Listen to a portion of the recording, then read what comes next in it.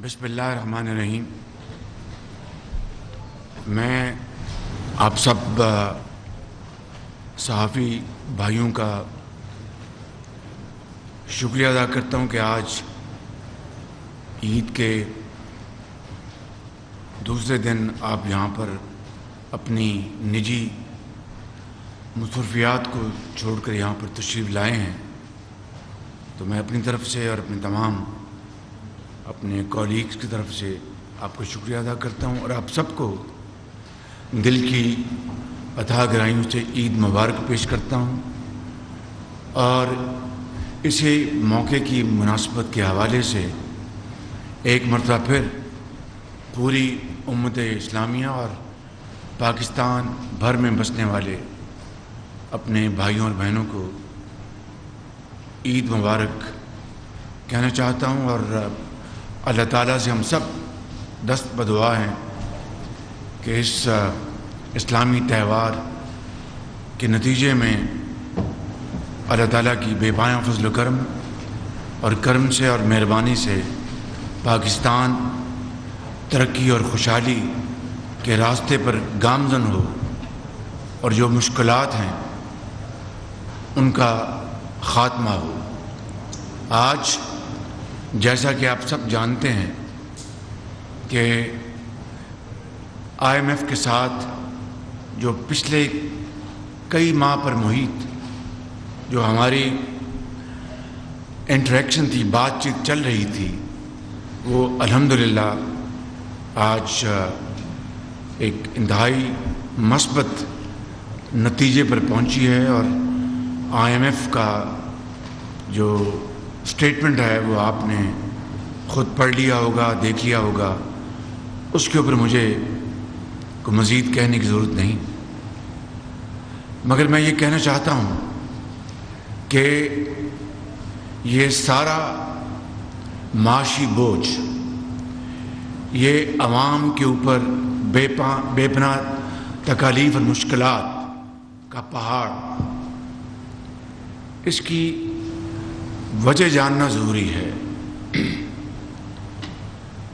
اور عید الاضحیٰ جو کہ ایثار اور قربانی کا نام ہے، اور قرآن کریم میں اس کے بارے میں جو کچھ آیا ہے وہ آپ سب اچھی طرح آگاہ ہیں اس سے، کہ یہ ایثار اور قربانی کا جذبہ ہے جو کہ ایک خاندان کو، ایک معاشرے کو، قوموں کو مشکلات سے پار کرتا ہے۔ قومی یکجہتی اور یکسوئی اور شبانہ روز محنت، یہ وہ فیکٹرز ہیں جو کہ قوموں کو مشکلات سے نکالتے ہیں اور کامیابی کی طرف لے کر جاتے ہیں۔ 2018 تک پاکستان نواز شریف صاحب کی قیادت میں اللہ تعالیٰ کے فضل و کرم سے بہت تیزی سے ترقی کی راہ پر گامزن تھا۔ اس میں جو ہمارے بدترین جو ناقد ہیں ان کو بھی اس کے اوپر اختلاف کرنے کی جرات نہیں، اس لیے کہ اس وقت جو ہماری ترقی کی شرح تھی وہ 2017-18 میں 6.2 تھی، اور پاکستان دنیا کی جو تیزی سے سفر کرتی ہوئی اکانومیز میں شمار ہونے لگا۔ 20 گھنٹے کے جو لوڈ شیڈنگ تھی اس کا خاتمہ ہو چکا تھا، اور نواز شریف کی قیادت میں سی پیک بڑی تیزی کے ساتھ اس کے اوپر عمل ہوا، بجلی کے منصوبے مکمل ہوئے، اور پن بجلی کے منصوبوں کے اوپر کام شروع ہوا، سڑکوں کا جال بچھایا گیا، اور شمسی توانائی سے منصوبے لگائے گئے، ونڈ پاور کے منصوبے لگائے گئے۔ کہنے کا مقصد یہ ہے کہ پاکستان دنیا کی دوسری قوموں کے ساتھ اس دوڑ میں بہت تیزی سے آگے بھاگ رہا تھا۔ پھر دھاندلی کے ذریعے، اب یہ بات سب کو علم ہے، اس میں کوئی اب بات چھپی ہوئی نہیں، کہ بدترین دھاندلی کے ذریعے عمران نیازی کو اقتدار کی منصب پر زبردستی بٹھایا گیا۔ آپ جانتے ہیں RTS بند ہوا، آپ جانتے ہیں کہ تاریخ میں پہلی مرتبہ دیہاتوں میں نتائج چند گھنٹوں میں آنے شروع ہوئے اور شہروں میں نتائج دنوں نہیں ہفتوں اس میں تاخیر ہو گئی۔ تو یہ سارا زمانہ جانتا ہے کہ تاریخ کا بدترین وہ الیکشن تھا۔ اور پھر اس کے نتیجے میں کیا ہوا کہ IMF کے ساتھ انہوں نے پہلے تو گفتگو میں اتنی ہچکچاہٹ دکھائی کہ اس میں 6 ماہ لگ گئے کہ IMF سے گفتگو کرنی ہے نہیں کرنی، کرنی ہے نہیں کرنی، اور آپ سب جانتے ہیں اس کی کیا نتائج نکلے۔ پھر جب IMF کے ساتھ معاہدہ ہوا، اس کو ایک سنگ دلی کے ساتھ اس کی دھجیاں اڑائی گئیں اور پاکستان کے وقار کو خاک میں ملانے کی بھرپور ناپاک کوشش کی گئی، اور ہمارا ٹرسٹ عالمی اداروں سے اٹھنا شروع ہو گیا۔ اور پھر آپ نے دیکھا کہ ضرور کووڈ آیا، اس میں کوئی شک نہیں، اس میں پوری دنیا میں کووڈ آیا اور اس سے ترقی کی جو رفتار اس میں کمی آئی، اس سے کوئی اختلاف نہیں، لیکن جو چیز کووڈ کے دوران حاصل کی جا سکتی تھی اس کو بھی میں سمجھتا ہوں کہ کرمنل نیگلیجنس کے ذریعے اس سے صرف نظر کی گئی۔ مثال کے طور پر جو قدرتی گیس تھی LNG، جو کووڈ کے زمانے میں $3 پر آ چکی تھی، اور اس کے بعد بھی اس کا سودا نہ کیا گیا، اور جس کا خمیازہ بعد میں آنے والے سالوں میں اور یہ پچھلے 1.5 سال جو ہماری حکومت ہے قوم نے بھگتا۔ آج آپ نے دیکھا کہ بڑی محنت کے ساتھ ہم نے LNG کا معاہدہ ہم نے کیا ہے آذربائیجان کے ساتھ، وہ ایک برادر ملک ہے، ان کے ساتھ ہم نے معاہدہ کیا ہے۔ اور معاہدہ، یہ بات it's a bit of digression, لیکن بتانا چاہتا ہوں کہ معاہدے کی یہ شرائط ہیں کہ آذربائیجان پاکستان کو جو ڈسٹریس کارگوز ہیں وہ آفر کرے گا پاکستان کو سستے، اور پاکستان ہر مہینے، اور پاکستان کی مرضی ہے کہ ان کو خریدے یا نہ خریدے، نہ خریدنے کی صورت میں کوئی پینلٹی نہیں ہوگی۔ یہ الحمدللہ یہ معاہدہ ہو چکا ہے۔ اور اس کے مقابلے میں پچھلی حکومت میں کیا ہوا آپ دیکھیں، جب کاٹن کی ایکسپورٹ کی گئی، پھر کاٹن امپورٹ کی گئی، یہ بالکل اپنا شوگر ایکسپورٹ کی گئی، شوگر امپورٹ کی گئی، گندم ایکسپورٹ کی گئی، گندم امپورٹ کی گئی، کتنا ونڈ فال پروفٹ لوگوں کی جیبوں میں گیا، چند لوگوں کی تجوریاں بھر گئیں، اور عام آدمی بیچارہ مہنگائی میں بالکل بری اس کی حالت ہو گئی۔ تو یہ ہمیں ورثے میں ملا، اور میں یہ نہیں کہہ رہا کہ اس 1 سال میں ہماری جو ذمہ داری تھی، میں سمجھتا ہوں کہ اس مخلوط حکومت نے حتی الامکان کوشش کی۔ انسان ہیں، غلطی انسانوں سے ہوتی ہے، ہم سے غلطیاں ہوئی ہوں گی یقیناً، لیکن I would term them as honest mistakes۔ لیکن جان بوجھ کر قومی خزانے میں اپنا وہاں پر خیانت کرنا یا اس طرح کے اور معاملات آپ میرے سامنے کوئی ایک رکھ دیں، میں اس کی انکوائری کروں گا اور قوم کے سامنے لے کے آؤں گا۔ میں یہ کہہ سکتا ہوں بلا خوف تردید کہ اس 12-14 مہینے میں جو ہم نے گندم خریدی، جو ہم نے فرٹیلائزر خریدا G2G یا پرائیویٹ سیکٹر سے، سب سے کم بولی دینے والے جو ایکسپورٹر سے، ان سے میں نے اور ہماری ٹیم نے مل کر اربوں روپے کی مزید ڈسکاؤنٹ لیے۔ یہ ریکارڈ کا حصہ ہے۔ تو کہنا چاہتا ہوں کہ بدترین سیلاب آئے، اس میں پوری ہماری توانائیاں خرچ ہوئیں، 100 ارب रुपए वफाकी हुकूमत ने खर्चे सूबाई हुकूमतों के अपने वसाइल के अलावा, और दिन रात उसके ऊपर हम मारे मारे फिरते रहे, जिसने कि मईशत को बुरी तरह तबाह किया।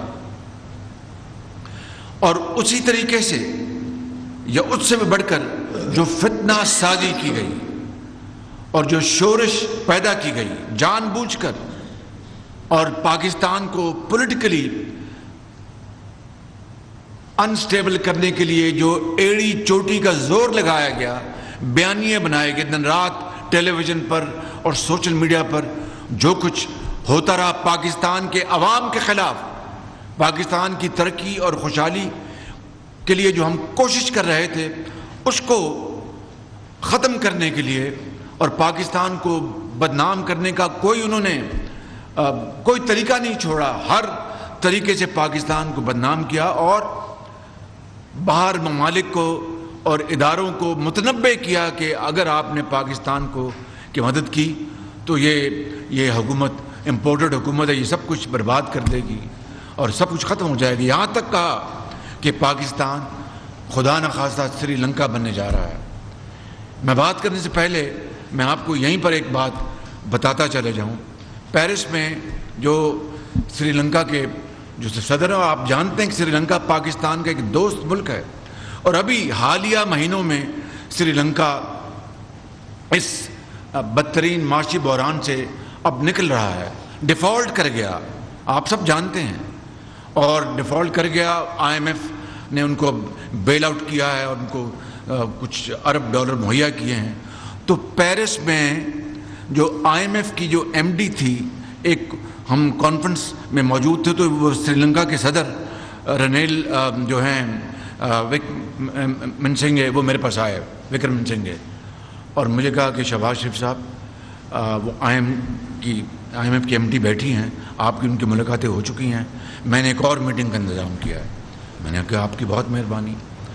वो जो था कॉन्फ्रेंस का सेशन वो लंबा हो गया, तो जब ख़त्म हुई तो IMF की MD मेरे पास आई कि प्राइम मिनिस्टर मुझे अब प्रेस कॉन्फ्रेंस करनी है अपना इनके साथ, तो मुझे जाना है, हम खड़े खड़े बात कर लेते हैं। मुझे श्रीलंका के सदर ने कहा है कि श्रीलंका बहुत बुरी हालत से गुजरा है, ये अपना खुदा करके पाकिस्तान को इन हालात से का सामना न करना पड़े। अब आप बताएं कि यहाँ पर दोस्त नुमा दुश्मन पाकिस्तान को श्रीलंका से दो चार कराना चाहते थे हालात से, और श्रीलंका का सदर जो है वो दोस्त बनकर पाकिस्तान के लिए उनको IMF के MD को अच्छे अल्फाज कह रहा है। आप बताएं कि इसके बाद मुल्क दुश्मनी की बदतरीन मिसाल कोई और हो सकती है? चुनाचे मैं ये कहना चाहता हूँ कि इन महीनों में मैं तफसील से आपको बोर नहीं करूँगा। इन महीनों में मेरी IMF की MD के साथ टेलीफोन पर एक घंटे से ज़्यादा मेरी गुफ्तगू हुई। हमने ख़तूत एक्सचेंज किए। हिसाबदार उनकी टीम ने बड़ी अरगरेज़ी से सारे फैक्ट्स मुहैया किए, सारी शराइत जो पूरी करने के लिए भरपूर कोशिश की। स्टेट बैंक ने अपना हिस्सा डाला। हमारी इस कोलिशन हुकूमत के जो मुतल्लिका इदारे हैं उन्होंने पूरी कॉन्ट्रीब्यूशन की है, लेकिन उसके बावजूद भी बात नहीं बन रही थी। फिर पेरिस में मेरी उनसे MD IMF से मुलाकात हुई, बड़ी भरपूर, जिसमें मोहतरमा मरियम औरंगज़ेब साहिबा, सरदार याद सादिक और शहरी रहमान साहिबा, हमारी जो MOS हैं डॉक्टर आयशा पाशा वो थी, सफ़ीर थे हमारे, फातमी साहब थे। वहाँ पर बड़ी तफसील से मुलाकात हुई। उन्होंने ये मुझे कहा कि प्राइम मिनिस्टर वक्त बहुत गुजर गया है, 30 जून अब चंद दिन रह गए हैं, बहुत मुश्किल है अब मामलात को। मैंने उनसे कहा कि देखें, हमने कौन सी शर्त आपकी नहीं मानी, हमने हर चीज़ हद्दुल इम्कान, हमने अपना जो पॉलिटिकल कैपिटल है जो इस कोलिशन हुकूमत ने वो अपना दाव पे लगा दिया। नवाज शरीफ साहब ने अपना सरमाया दाव पे लगा दिया, मैंने मेरी पार्टी ने और दूसरी पार्टियां जो कोलिशन में हिस्सा दर्जा बदर्जा सब ने अपना सरमाया गवा लिया, सिर्फ इसलिए कि हम पाकिस्तान को न सिर्फ डिफ़ॉल्ट न होने दें بلکہ پاکستان کی معاشی استحکام کے لیے کڑے اور کڑوے فیصلے ہم نے کیے۔ اب کون سی ایسی چیز ہے جو کہ باقی رہ گئی ہے؟ انہوں نے مجھے 2-3 چیزیں بتائیں۔ میں نے کہا آپ نہ فکر کریں، میں ابھی کوشش کرتا ہوں کہ میں اور بھی اس معاملے میں جہاں تک بڑھ سکتے ہیں بڑھیں۔ تو پھر انہوں نے کہا کہ دیکھیں $2 ارب کا جو ابھی بھی گیپ ہے، جو ہمارے $6 ارب کا انہوں نے گنایا تھا، $4 ارب الحمدللہ، وہ میں آپ کو بتا دیتا ہوں، پہلے میں بتاتا ہوں، آج پھر بتا دیتا ہوں وہ کہاں سے آیا۔ $2 ارب کا ابھی بھی گیپ ہے، تو آپ دیکھیں اس کا کیا ہوگا۔ میں نے کہا اچھا اس کا بھی بات کرتے ہیں۔ وہ جب میٹنگ ختم ہوئی میں نے اسحاق ڈار صاحب کو فون کیا، میں نے کہا مہربانی کریں، ان کو سیریس ڈاؤٹس تھے۔ میں نے کہا نہیں، ہم ایک آخری ایفرٹ کریں، یہ ایک پاکستانی قوم کا معاملہ ہے، ہمارے مستقبل کا معاملہ ہے، ہم ایک آخری ایفرٹ کریں۔ اور ہم اس نے IMF نے میرے ساتھ بڑی سنجیدگی کے ساتھ گفتگو کی، اس میں کوئی شک نہیں۔ تو ہم اس میں کوشش کریں گے۔ اچھا جی، یہ مجھے بھائی جی کہتے ہیں کہ میں پوری کوشش کرتا ہوں۔ تو ان کی اور ان کی ٹیم نے وہ رات لگائی۔ اگلی رات میں آپ کو بتا دیتا ہوں، میں نے وہاں پہ مجھے پتہ چلا کہ اسلامک ڈیولپمنٹ بینک کے وہاں پر چیئرمین آئے ہوئے ہیں۔ تو میں نے ان کو اپنے سفیر کے ذریعے میسیج دیا کانفرنس میں کہ میں ان سے ملاقات کرنا چاہتا ہوں۔ محمد سلیمان الجسر، وہ بڑے وقت پاکستان کے اسلامک ڈیولپمنٹ بینک جس طرح آپ جانتے ہیں، اس میں سرمایہ اسلامی ملکوں کا ہے، اس کے بورڈ آف ڈائریکٹرز بھی اسلامی ممالک ہیں، اور یقیناً سعودی عرب کا حصہ وغیرہ جو ہے ان کا بڑا اثر ہے اس کے اوپر۔ میں نے ان سے ملاقات کی، میں نے کہا کہ اس طرح کا معاملہ ہے، $2 بلین کا فرق ہے، تو میں نہیں چاہتا کہ آپ کے اوپر میں مزید بوجھ ڈالوں۔ آپ نے جنیوا میں آپ نے ہماری وہاں پر بڑی مدد کی یہ فلڈس کے لیے۔ تو ان کا آپ ہمارے بھائی ہیں، آپ یقین کریں وہ گئے اور $1 بلین کا انہوں نے وہاں پر اعلان کر دیا کہ ہم $1 بلین۔ مجھے اس کا انہوں نے مجھے بتایا کہ پرائم منسٹر صاحب یہ انہوں نے اسلامک ڈیولپمنٹ بینک نے کر دیا۔ دیکھیں اس طرح اللہ تعالیٰ نے یہ غیبی مدد کی ہے۔ پھر میری 2 مرتبہ وہاں پر وہیں پر کانفرنس میں سائیڈ لائن پہ IMF کی MD سے پھر مزید ملاقاتیں ہوئیں۔ تو انہوں نے مجھے کہا کہ وزیر اعظم ہم نہیں چاہتے کہ پاکستان ڈیفالٹ کرے، ہم پوری کوشش کریں گے، اب آپ بھی آگے بڑھیں، ہم بھی آگے بڑھیں گے۔ قصہ کو تھا، میں یہ کہنا چاہتا ہوں میرے بھائیوں اور ہماری بہنیں بھی بیٹھے ہیں یہاں پر، کہ وہاں پر وہ آئس بریکنگ ہوئی، that was the turning point in Paris. اور اس کی پھر MD نے جب میں پاکستان واپس آیا 3 دن پہلے، تو صبح 4:30 بجے فجر کو میری ان سے بات ہوئی ٹیلی فون پہ۔ تو انہوں نے کہا کہ الحمدللہ بہت چیزیں اب تیزی سے آگے بڑھی ہیں، اور پیرس کی ہماری میٹنگ جو تھی وہ ایک ٹرننگ پوائنٹ تھا۔ تو اس طرح الحمدللہ یہ آج میں کہہ سکتا ہوں کہ سٹاف لیول ایگریمنٹ ہو چکا، جو کہ یہ ایک بہت بڑی سیڑھی ہے بورڈ کے حوالے سے۔ 12 جولائی کو بورڈ کی میٹنگ ہوگی انشاءاللہ، اور اس میں یہ $3 ارب کا یہ جو ہے جس کو ہم کہتے ہیں کہ it's called SBA and stand by agreement, انہوں نے یہ انسٹرومنٹ انہوں نے تیزی سے بنایا، کیونکہ وہ جو EEF تھا، EEF کہتے ہیں نا، EEF، وہ اس کا ٹائم 30 جون کو ختم ہو رہا تھا۔ ان کا جی کہ اب شہباز شریف صاحب ٹیکنیکلی ہمارے پاس اب ٹائم نہیں ہے، ہم بورڈ میں جا سکتے، تو یہ ہم آپ کو یہ اسٹاف یہ اسٹینڈ بائی ایگریمنٹ ہم کر رہے ہیں۔ تو یہ 9 مہینے کا اور $3 ارب کا ہے یہ پروگرام انشاءاللہ، جو کہ جولائی میں اس کی بورڈ کی میٹنگ کے فوراً بعد قسطیں ملنی شروع ہو جائیں گی۔ اس حوالے سے میں IMF کی MD کا اور ان کی ٹیم کا شکر گزار ہوں کہ انہوں نے واقعی پیرس میٹنگ کے بعد پھر بڑی سنجیدگی دکھائی اور بڑی انہوں نے ان کی کوآپریشن رہی۔ اور میں پاکستان میں جناب اسحاق ڈار صاحب کا اور ان کی پوری ٹیم کا میں انتہائی شکر گزار ہوں۔ اور یہ حقیقت ہے کہ انہوں نے اس کے بعد کئی راتیں جاگی، میں ان سے رابطے میں رہتا تھا، صبح 6 بجے مجھے یہ بات کرتے تھے، پوری رات دفتر میں ان کا جو یہاں پر سیکرٹری بیٹھے ہیں فائنانس چودھری امداد بھوسال صاحب ہیں، اور چودھری طارق باجوہ صاحب ہیں، گورنر اسٹیٹ بینک بیٹھے ہیں، اور بھی ان کی ٹیم کے ممبر، ان سب نے مل کر بھرپور انہوں نے کام محنت کی انہوں نے۔ اور میں دل کی گہرائیوں سے ان کا شکریہ ادا کرنا چاہتا ہوں کہ انہوں نے پاکستان کے بہترین مفاد میں آپ یقین کر لیں. اور یہ دیکھیں، میں آپ کو ایک بات کہنا چاہتا ہوں، اور وہ یہ ہے کہ یہ کوئی لمحہ فخریہ نہیں ہے، یہ لمحہ فکریہ ہے. یقین کر لیں کہ قرضوں سے قومیں بستی ہیں اور ترقی کرتی اور خوشحال ہوتی ہیں. کبھی نہیں. یہ بھول جائیں، یہ قرضہ ہمیں بامر مجبوری لینا پڑ رہا ہے.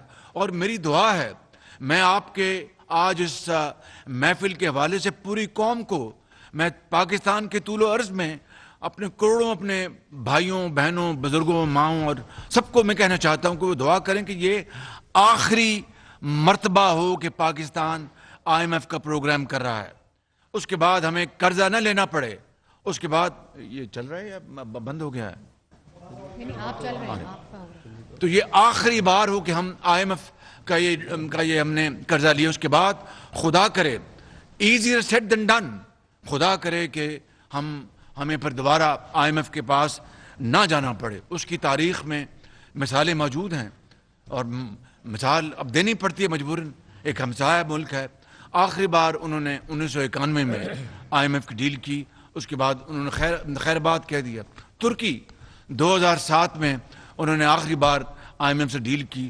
اس کے بعد انہوں نے خیر بات کہہ دیا. اور ہم پتہ نہیں کتنی درجنوں مرتبہ ہم نے IMF کے پاس گئے اور آدھا پروگرام کرتے. یہ پہلی مرتبہ تھا 2018 میں کہ نواز شریف کی قیادت میں IMF کا نہ صرف پروگرام مکمل ہوا بلکہ ترقی اور خوشحالی کے وہ چشمے پھوٹے. تو ایک تو میں یہ بات کہنا چاہتا ہوں کہ میری یہ دعا ہے اور پوری کوشش ہے، اس کے لیے جتنی بھی اور قربانی اشرافیوں کو دینی پڑے گی، عام آدمی کو نہیں. عام آدمی تو 75 سال سے قربانیاں دے رہا ہے. 75 سال سے اس کو لالے پڑے ہوتے ہیں کہ عید آئی ہے، بکرا بہت مہنگا ہو گیا تو میں تو خرید نہیں سکتا. چھوٹی عید آئی ہے، میں بچوں کو اپنے جوتے نئے اور اپنا گلبرگ تو بڑی دور کی بات ہے، وہ پرانی انارکلی نہیں جا سکتا کہ جہاں سے وہ اپنے یہاں لنڈے بازار سے جا کے وہ سیکنڈ ہینڈ اپنے کپڑے خریدے.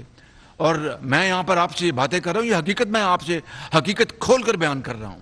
تو میں یہ کہہ رہا ہوں کہ انشاءاللہ ہم کوشش کریں گے. میں اس کی طرف آتا ہوں، لیکن ایک تو یہ ہے کہ میں ایک دفعہ پھر جناب فرحان احمد صاحب کی بے پناہ ان کی لگن محنت، ان کو شکوک تھے. میں نے پیرس سے ان کہا کہ آپ کے شکوک میں مانتا ہوں، لیکن اللہ کا نام لیں، اللہ کا نام لیں اور اللہ تعالیٰ اس میں خیر ڈالے گا. پھر انہوں نے پوری ہمت کی. آخری 2 دن بھی 1-2 پوائنٹس تھے، انہوں نے کہا کہ میں نے کہا نہیں، خدا کا نام لیں، اللہ تعالیٰ کرم کرے گا. ان کا کہنا تھا کہ یہ نہ ہوا تو ہم یہ کر گزرے بجٹ میں اسپیچ میں. میں نے کہا کر گزرے تو میں قوم کو بتا دوں گا کہ ہم نے کیا، ہم یہ چیزیں پھر اب واپس لیتے ہیں. تو اللہ نے بڑا کرم کیا، اللہ نے بڑا فضل کیا. اگلی بات، اس عرصے میں چین نے پاکستان کو ڈیفالٹ ہونے سے بچایا. ان پچھلے 3 مہینوں میں تقریباً آل ٹولڈ $5 بلین بندہ ہوگا ٹوٹل. چین نے جو رینیو کی تقریباً $5 ارب چائنا نے پاکستان کے اسٹیٹ ٹو اسٹیٹ جو قرضے وہ تو رول اوور ہو جاتے ہیں، اس میں تو کوئی ایشو نہیں ہے. اصل بات جو ہے وہ کمرشل بینکس کے لون جو ہمیں ہر صورت ادا کرنے تھے، ہم نے ادا کیے، انہوں نے فوراً ہمیں واپس کر دیے. تو چائنا نے وہ کلیدی کردار ادا کیا ہے کہ جس نے پاکستان کو 3 مہینوں میں ڈیفالٹ سے یا بہت مشکل صورتحال سے 2-4 ہونے سے بچایا. اس کا میرے پاس الفاظ نہیں کہ ہم شکریہ ادا کر سکیں. سعودی عرب نے یعنی کمال مہربانی کرتے کہ $2 ارب انہوں نے وعدہ کیا، انہوں نے وعدہ اپنا پورا کر دیا ہے. ان کا کہ نہیں سائن ہو گیا ایگریمنٹ، ابھی پیسے نہیں آئے، ایگریمنٹ سائن ہو چکا. کمٹ کر لیں. UAE $1 ارب انہوں نے کمٹ کیا. اب اسلامک ڈیولپمنٹ بینک نے چند دن پہلے $1 ارب دیا. میں اور میرے زعماء، میرے ساتھی، ہم اگر میرے پاس الفاظ نہیں کہ میں ان اپنے برادر دوست ممالک کا ہم شکریہ ادا کر سکیں، لیکن خدا کی قسم کھا کے کہتا ہوں کہ یہ اب طریقہ نہیں زندگی گزارنے کا.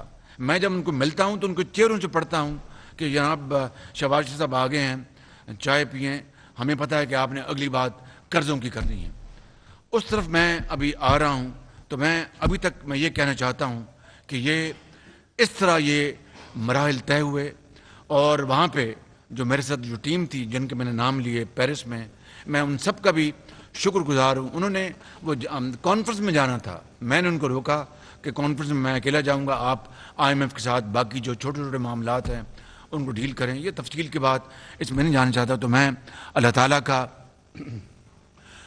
اور پوری قوم کا, اللہ تعالیٰ کا بے پایاں فضل و کرم ہے کہ یہ کرم کیا, پاکستان ڈیفالٹ کے خطرے سے بچ گیا. ڈیفالٹ کے چانس کم تھے, لیکن کون کہہ سکتا ہے کہ انٹرم گورنمنٹ میں کیا ہوتا, یا الیکشن میں ہمارے ساتھ جنہوں نے الیکشن لڑنا تھا وہ کیا ہمارا وہاں پر بیانیہ بناتے کہ جناب یہ پاکستان ڈیفالٹ کر چکا ہے, فلاں ہو چکا ہے, ڈھمکاں ہو چکا ہے. اور اگر خدا نہ خواستہ ڈیفالٹ ہو جاتا تو میں اپنے آپ کو تو میں معاف نہ کر پاتا, نواز شریف اپنے آپ کو معاف نہ کر پاتا, اور سب جو ہمارے جو کولیشن ہیڈز ہیں وہ بھی بہت زیادہ پریشان ہوتے.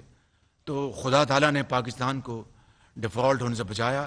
مگر یاد رکھنا, سری لنکا کے صدر نے میری وہاں پر مدد کی جا کے MD IMF کے پاس کہ پاکستان کے کو بچا لیں, سری لنکا کے حالات سے دوچار نہ ہو. مگر یہاں پر بیٹھے دوست نما دشمنوں نے یہ کہا کہ یہ سری لنکا بننے جا رہا ہے پاکستان, اور کہا باہر بھی پیغام دیا اور یہاں پر بھی اداروں کو جن بننے جا رہا ہے اور ساری ذمہ داری آپ کی ہوگی اور فنا ہوگا اور ڈھمکاں ہوگا.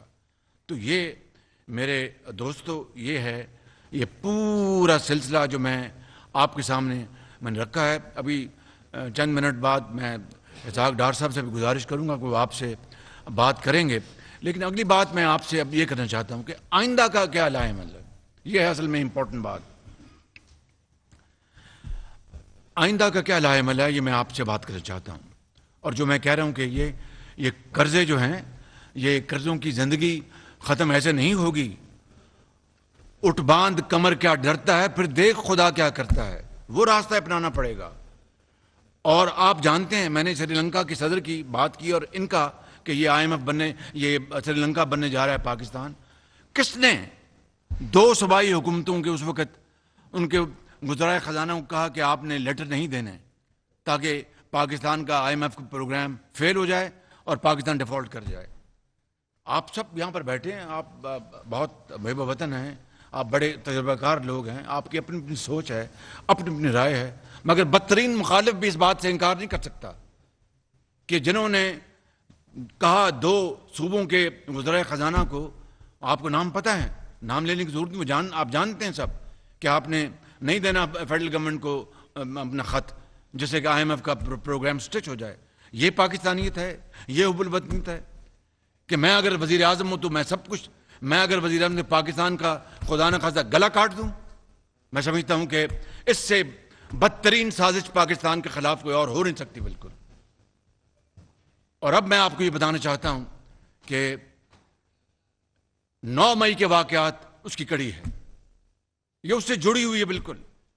کہ یہ 9 مئی کا جو واقعہ تھا ایک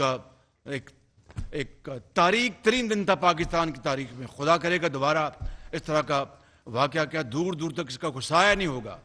لیکن 9 مئی کو جو کچھ ہوا وہ یہی تھا کہ پاکستان کو اس دن تباہ و برباد کرنے کی وہ پوری گھناؤنی سازش تھی, جس میں اپنا وہ دوست نما دشمن بھی شامل تھے, اندر سے اور باہر سے بھی. انہوں نے 9 مئی کی سازش کی تاکہ نہ IMF کا پروگرام ہو, نہ کچھ اور ہو, ڈیفالٹ کر جائیں, تباہی ہو جائے اور یہاں پر ہر طرح انارکی ہو جائے.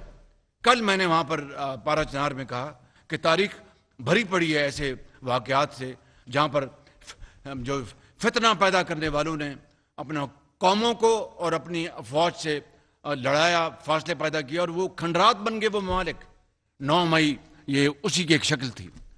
یہ رب تعالیٰ کے بے پایاں فضل و کرم ہے کہ جس نے پاکستان کو اس دن بچایا اور پوری طرح وہ مکروہ چہرے سامنے آ گئے. بہت بڑا شر تھا, اس میں خیر کی بات یہ نکلی کہ مکروہ چہرے سامنے آ گئے جنہوں نے پاکستان کو تباہ و برباد, ہر لحاظ سے تباہ و برباد کرنے کی پوری سازش کی تھی. ایک بات اور میں یہاں پر کہنا چاہتا ہوں جو کہ ریکارڈ کا حصہ رہنا چاہیے. یہ سعودی عربیہ سے اور یہ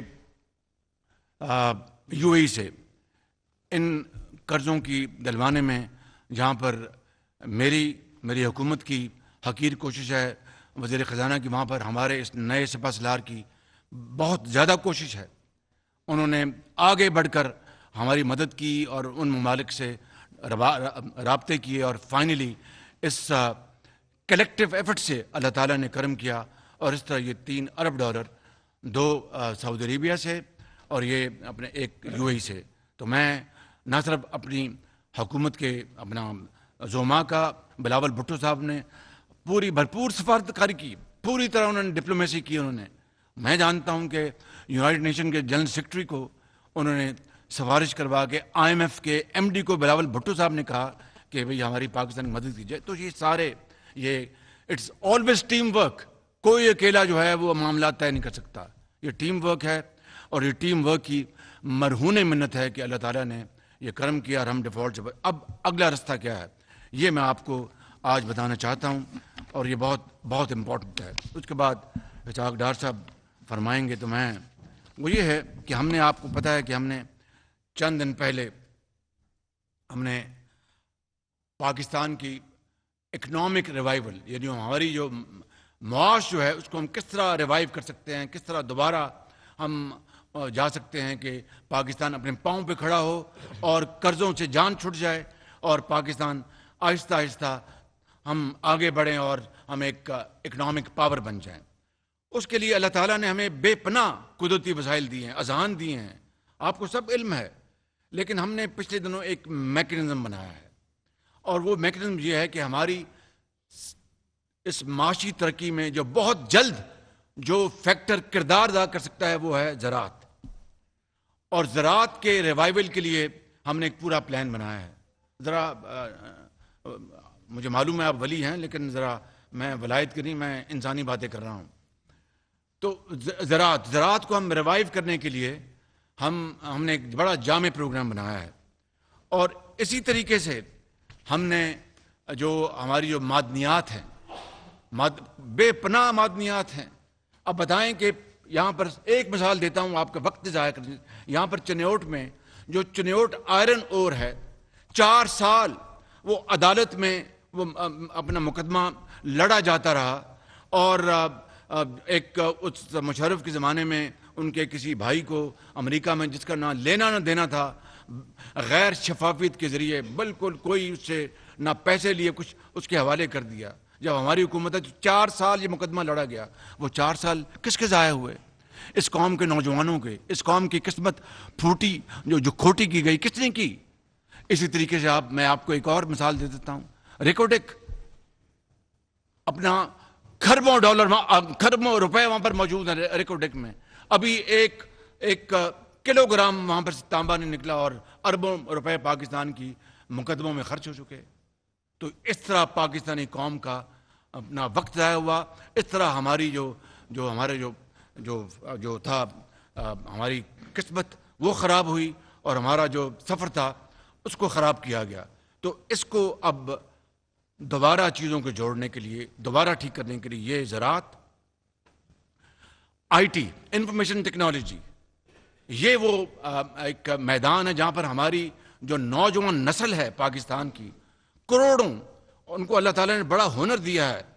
میں تفصیل میں نہیں جاننا چاہتا، پنجاب کی بات نہیں کرنا چاہتا کہ ہم نے یہاں پر کیا کیا. نواز شریف کے زمانے میں انفارمیشن ٹیکنالوجی کو بہت کام ہوا پنجاب میں. اس IT کے شعبے میں بے پناہ پوٹینشل ہے، اس میں ہم اربوں ڈالر کی ایکسپورٹ کر سکتے ہیں.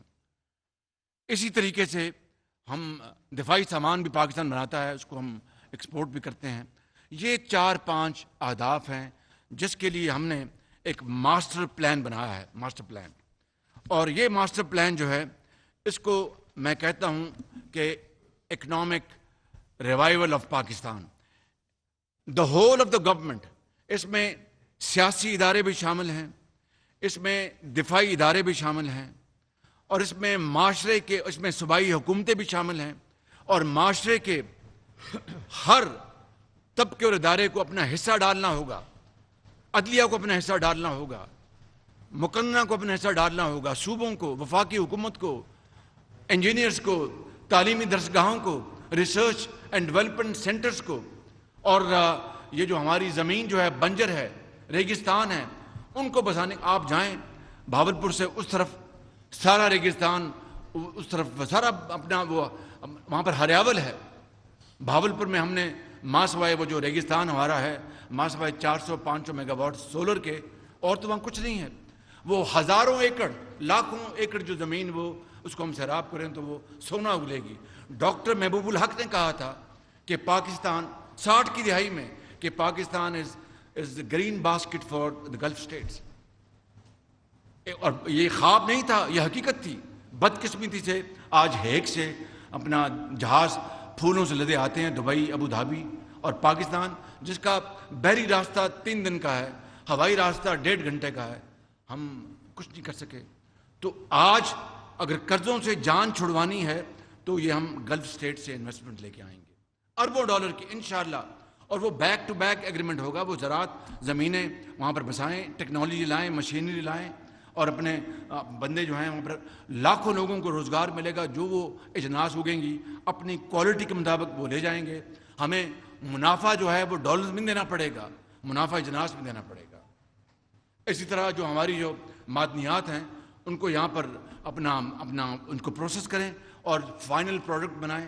ان کی انویسٹمنٹ جو ہے وہ جائے گی پروفٹس کی شکل میں، اپنا فائنل پروڈکٹ ہمیں واپس ڈالرز میں پیسہ نہیں دینا پڑے گا۔ آئی ٹی تو آپ سمجھتے ہی ہیں کہ آئی ٹی تو آپ اپنا لیپ ٹاپ اپنا ایکسپورٹ کریں تو آپ کو ڈالرز مل جاتے ہیں۔ یہ وہ 4-5 ایریاز جو ہیں جو کہ انشاءاللہ میں سمجھتا ہوں کہ پاکستان کو اگر ہم نے اس میکنزم کو، اور اس میں اپنا پولیٹیکل گورنمنٹ نے، اس میں اپنا اداروں نے اور افواج پاکستان نے اس میں پوری طرح کنٹریبیوٹ کیا ہے، اور یہ مل کر دیکھیں، میں آپ کو ایک بات بتانا چاہتا ہوں، اگر ہم نے یہ بات نہ چھوڑی کہ تم اور میں کو نہ چھوڑا اور ہم نہ بنے تو پاکستان کبھی ترقی نہیں کرے گا۔ It's not about you and me, it's about us, about Pakistan. تو میرا ایمان ہے کہ پاکستان ترقی کرے گا، ہماری پھر ترقی کو کوئی نہیں روک سکتا انشاءاللہ۔ تو یہ ہم نے اب پلان بنایا ہے، اس میں میری جنرل عاصم منیر ہمارے چیف آرمی سٹاف ہیں، ہماری کابینہ کے لوگ، ہمارے آنریبل منسٹرز، صوبائی حکومتیں، سب اس میں شامل ہیں، اور ہم نے یہ ریوائول ہم نے پلان بنایا ہے، اور انشاءاللہ یہ ریوائول پلان اس سے جو ایک اندازہ ہے کہ 40 لاکھ لوگوں کو روزگار ملے گا، اربوں ڈالر کی سرمایہ کاری گلف اسٹیٹ سے آئیں گی، اور بیک ٹو بیک ایگریمنٹس ہوں گے۔ راتوں رات تو نہیں ہوگا، وقت لگے۔ کس طرح ہوگا؟ محنت اور مسلسل محنت اور قربانی اور احسار، اس کے ذریعے انشاءاللہ یہ ہوگا۔ تو پھر آپ دیکھیں گے کہ نواز شریف کا خواب پورا ہوگا کہ یہ آخری ہمارا IMF کا ہمارا ایگریمنٹ ہو، اس کے بعد ہم اپنے پاؤں پہ کھڑے ہوں۔ اس کے لیے اشرافیہ کو قربانی دینی ہوگی، عام آدمی کو نہیں۔ اشرافیہ کو احسار سے کام لینا ہوگا، یتیم اور بیوہ کو نہیں۔ اور میں وہ جو اشعار اکثر پڑھا کرتا تھا، اس سے زیادہ موزوں وقت کوئی نہیں ہے ان اشعار کو پڑھنے کا، کہ ہو صداقت کے لیے جس دل میں مرنے کی تڑپ، ہو صداقت کے لیے جس دل میں مرنے کی تڑپ، پہلے اپنے پیکرے خاکی میں جاں پیدا کرے، پھونک ڈالے یہ زمین و آسمان مستعار۔ یہ زندگی مستعار ہے نا، بالکل مانگے تانگے کی اور سب یہ قرضوں کی۔ پھونک ڈالے یہ زمین و آسمان مستعار، اور خاکستر سے آپ اپنا جہاں پیدا کرے۔ یہی وہ اشعار ہیں اقبال کے جو ہمیں آگے لے کے چلیں گے، اور میں سمجھتا ہوں کہ اسی میں پاکستان کی بقا ہے، اسی میں پاکستان کی خوشحالی اور عزت ہے۔ آج کے بعد میں آپ کو بتانا چاہتا ہوں کہ قرضوں سے ہمیں توبہ کرنی ہوگی، اور توبہ کرنے کا راستہ وہی ہے جو کہ ہمیں قرآن کریم نے ہمیں سکھایا ہے، اور جو کہ نبی کریم صلی اللہ علیہ وسلم کی جو اسوہ حسنہ ہے۔ میں ان الفاظ کے ساتھ آپ سب کا شکریہ ادا کرتا ہوں۔ کچھ وقت میں نے ضرور زیادہ لیا، لیکن یہ ضروری تھا۔ اب میں جناب اسحاق ڈار صاحب سے گزارش کروں گا کہ وہ اپنے کلمات فرمائیں، پھر اس کے بعد کوئی سوال ہوگا تو میں آپ سے پھر رجوع کروں گا۔ شکریہ۔